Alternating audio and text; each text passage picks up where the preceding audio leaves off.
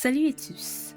Nous avons vu que chaque jour que Dieu nous donne est une opportunité pour nous d'accepter le pardon du Christ et de l'accepter comme notre Seigneur et Sauveur personnel. Mais si quelqu'un rejette cette opportunité, cela lui coûtera son âme.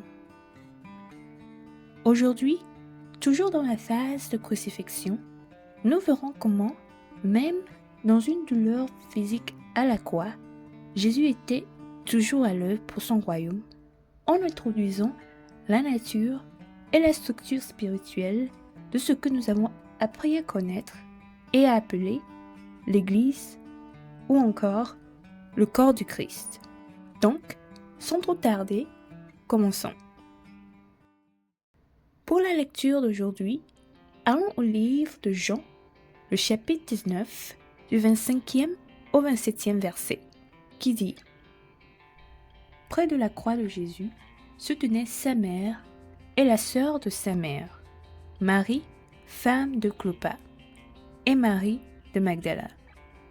Jésus, voyant sa mère et auprès d'elle le disciple qu'il aimait, dit à sa mère, « Femme, voilà ton fils. » Puis il dit au disciple, « Voilà ta mère. » Et dès ce moment, le disciple l'a pris chez lui.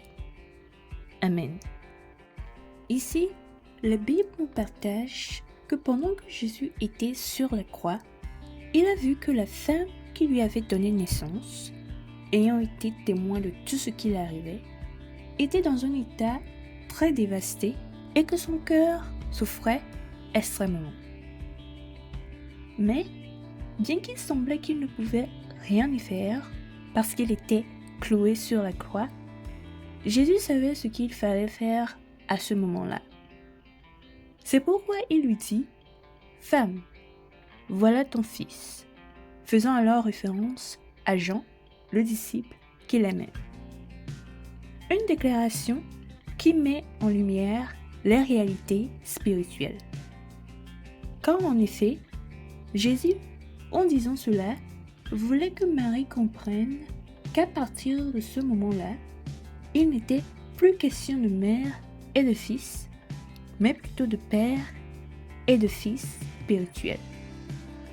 Jésus voulait que Marie sache que tout prenait un sens spirituel où il n'était plus son fils, mais plutôt un père spirituel.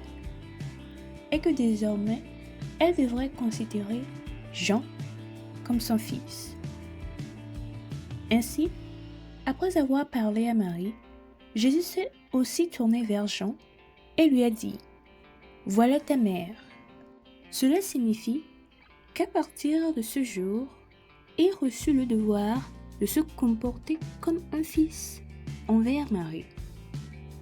Maintenant, la raison pour laquelle Jésus a établi une relation mère et fils entre Jean et Marie, bien que Marie a d'autres enfants biologiques, est que ces enfants n'ont pas l'habileté ni la capacité de la soutenir, de la réconforter, de la fortifier et de l'instruire.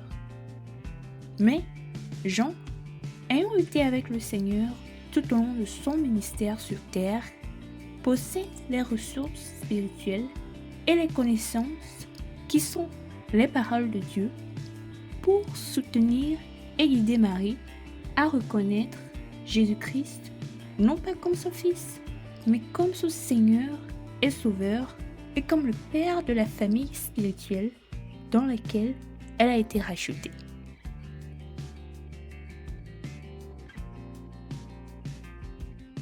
Bien-aimés en Christ, lorsque nous recevons Jésus-Christ et faisons partie d'une église dirigée par la vraie parole de Dieu, nous faisons partie d'une famille où nous trouvons des frères, des sœurs, des pères et des mères nés de nouveau qui sont guidés par le Saint-Esprit.